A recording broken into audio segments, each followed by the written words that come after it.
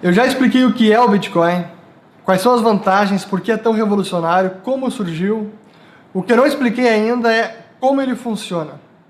Como é possível ter um sistema descentralizado em que não há uma entidade central, que não há um banco central e que ninguém controla individualmente.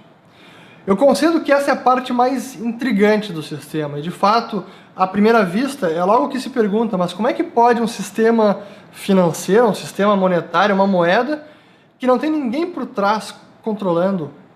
Quem é que realmente que emite as moedas? Quem é que mantém o sistema seguro? Quem é que garante a inviolabilidade, que não vai haver fraude? Como é que isso pode ser feito sem ter ninguém centralizado? Isso contraria centenas de anos, centenas de anos de prática normal de mercado em que sempre houve alguém centralizado responsável por essa tarefa de segurança. Eu entendo, e quem pensa assim tem razão, e é por isso que o Bitcoin é tão revolucionário.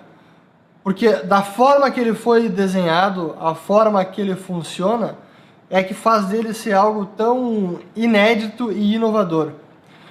E para a gente entender como é que funciona o Bitcoin, é preciso a gente voltar um pouco e entender como é que funcionam as entidades normais, como é que funcionam os bancos, como é que funcionam os bancos centrais, que a gente está acostumado a experimentar e a testar e a usar.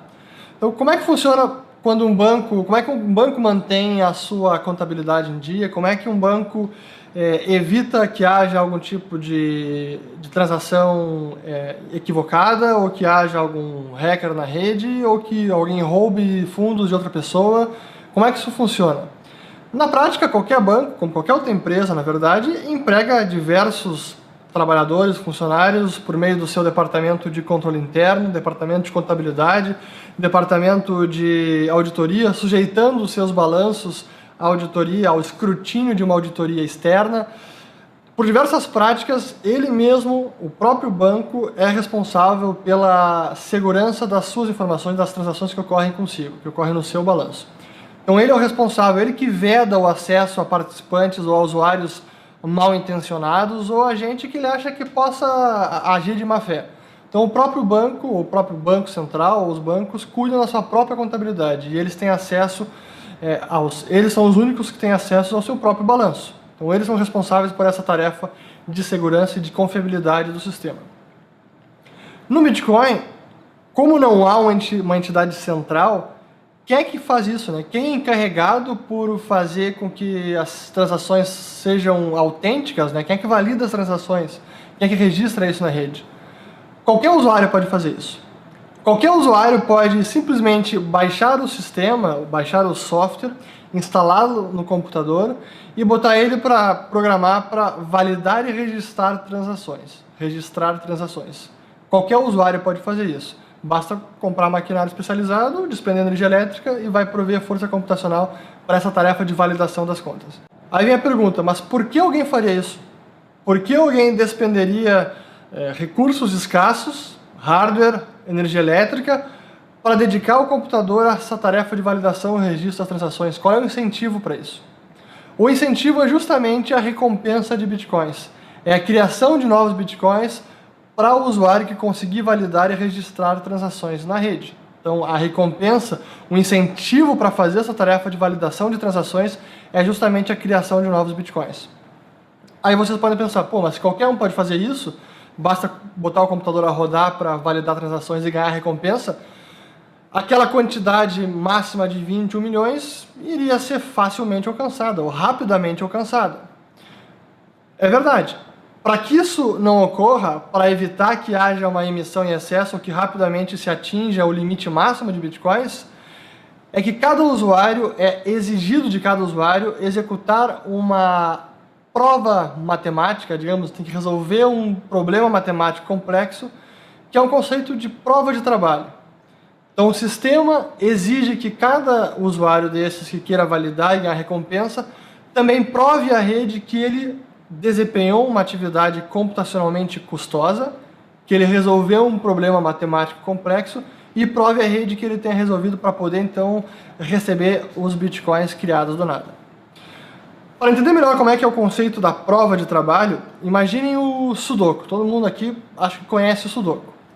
Então o Sudoku nada mais é do que isso. Para resolver o Sudoku é bastante difícil. Então tem que ir lá testando os números em cada casinha até chegar à fórmula correta, até chegar à soma correta. Então, para resolver é bastante difícil. Mas uma vez resolvido, é muito fácil verificar que a solução está correta. Então é muito difícil de resolver, mas é fácil de comprovar, é fácil de provar que está correto. No caso do Bitcoin, esse problema matemático é tão complexo que leva sempre, em média, 10 minutos para ser resolvido. Então, sempre, em média, vai demorar 10 minutos para o problema ser solucionado. E se mais usuários tentarem se dedicar a essa tarefa de validação das transações para ganhar recompensa, mais difícil se torna o problema matemático. O sistema automaticamente calibra a dificuldade desse problema, desse problema criptográfico que tem que ser solucionado. O sistema automaticamente calibra essa dificuldade para que sempre se mantenha essa média de 10 minutos entre cada recompensa de bitcoins. Então, quando um usuário valida transações e resolve o problema matemático, ele transmite a todos os outros usuários, transmite ao restante da rede, todas as transações que ele elenca numa espécie de bloco, que seria equivalente a uma página no livro contábil. Então ele elenca essas transações num bloco, transmite as transações para a rede, junto com o resultado da prova de trabalho, e toda a rede pode provar e comprovar instantaneamente que as transações contidas nesse bloco, ou nessa página de livro contábil, são autênticas, são válidas, e que o resultado da prova de trabalho também está correto. Feito isso, o minerador, o usuário, recebe essa recompensa de bitcoins. E por que eu falei minerador? Porque justamente todo esse processo de validação, registro, solução da prova de trabalho e ganhar a recompensa de bitcoins, todo esse processo que é chamado de mineração. E os usuários que desempenham essa tarefa, que têm essa responsabilidade, é que são chamados de mineradores. Então todo o processo de validação de transações, registro de transações, resolução da prova de trabalho e a recompensa de bitcoins, que é chamado de mineração. E esse processo que é o coração da rede, é ele que mantém ela pulsando. Então, longe de ser um desperdício de hardware ou de energia elétrica, isso na verdade é a fonte de segurança do sistema. É graças ao processo de mineração que não há nenhuma inviolabilidade, que há total inviolabilidade no sistema. É por isso que até hoje ele não teve nenhum tipo de,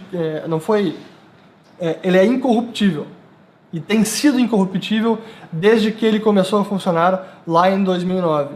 E a fonte dessa segurança e a fonte da inviolabilidade da rede está justamente na mineração. No próximo vídeo, na segunda parte, eu vou explicar de que forma o gasto duplo é evitado, porque também a parte da mineração é justamente evitar o gasto duplo, evitar fraude, evitar que algum usuário gaste bitcoins que não tem, ou que reverta que gaste duas vezes os seus bitcoins em transações para outros usuários. Exatamente como isso funciona, eu vou explicar na segunda parte, e aí vai ficar bastante claro por que o Bitcoin, por que a rede é praticamente incorruptível e por que ela é tão segura.